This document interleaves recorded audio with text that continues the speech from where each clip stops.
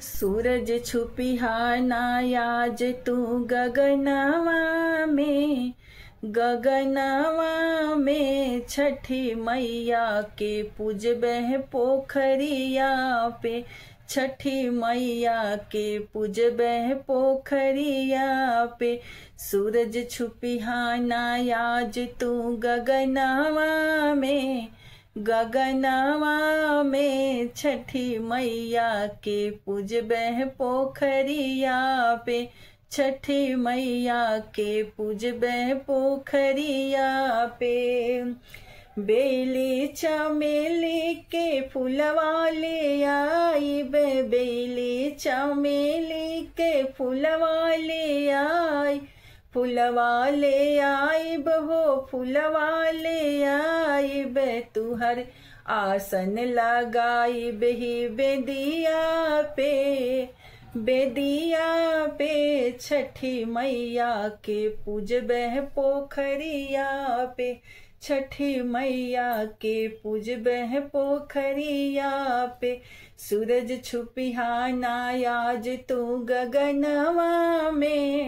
गगनवा में छठी मैया के पूजबह पोखरिया पे। छठी मैया के पूजबह पोखरिया पे। खीरे और ठोकवा के भोगे लगाई बे। खीरे और ठोकवा के भोगे लगाई बे। भोगे लगाई बहो भोगे लगाई बे। तुहर आरती उतार बही बेदिया पे। बेदिया पे छठी मैया के पूजबह पोखरिया पे। छठी मैया के पूजबह पोखरिया पे। सूरज छुपिहा नायाज तू गगनवा में छठी मैया के पूजबह पोखरिया पे। छठी मैया के पूजबह पोखरिया पे।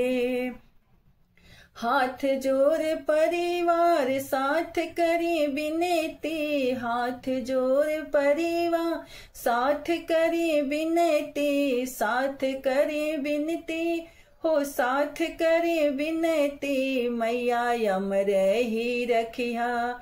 मैया अमर ही रखिया